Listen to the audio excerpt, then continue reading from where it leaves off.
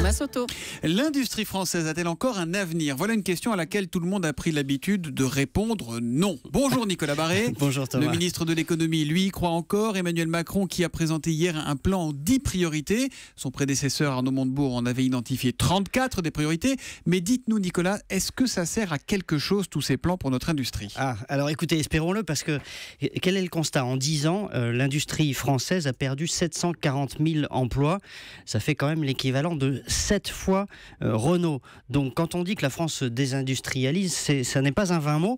La part de l'industrie dans l'économie a presque été divisée par deux. C'était 21% il y a 10 ans et c'est 13% aujourd'hui. Donc c'est une saignée historique. Alors on peut toujours dire c'est pas grave, l'économie devient une économie de service. C'est ce qu'on dit depuis des années d'ailleurs. Hein. Oui, voilà, sauf que on passe un petit peu vite dans ce cas-là sur les vraies causes de cette saignée. Alors quelles sont ces vraies causes? Là, je vous renvoie à une interview incroyable accordée par Emmanuel Macron au magazine L'Usine Nouvelle.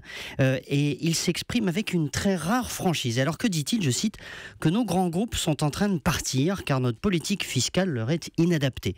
Et il ajoute que si on ne change rien, notamment sur le plan fiscal, je cite, seules resteront les façades du CAC 40.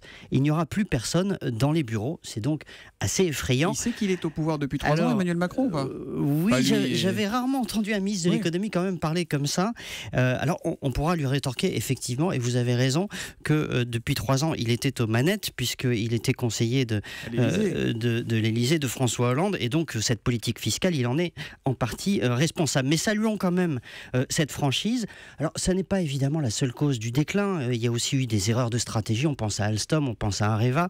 Il y a aussi le coût du travail, etc., etc. Donc des causes multiples. Mais que vont changer les mesures qui ont été présentées hier? Alors elles mettent surtout l'accent sur le numérique, parce que l'industrie est en train de changer totalement à cause de cette révolution numérique. Le numérique est partout, dans les usines, tout est en train d'être connecté, les relations avec les fournisseurs, les relations avec les clients qui se font en temps réel. En Allemagne, on appelle ça l'industrie 4.0.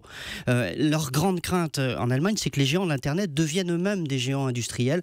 On le voit d'ailleurs avec Google et sa voiture connectée. Donc il faut accompagner cette mutation. Ça nécessite beaucoup d'investissements, notamment donc dans le numérique. Sinon, ce déclin dont on parlait à l'instant va s'accélérer. Donc c'est l'objet de ce plan. L'Allemagne fait la même chose, le Japon, la Corée, etc.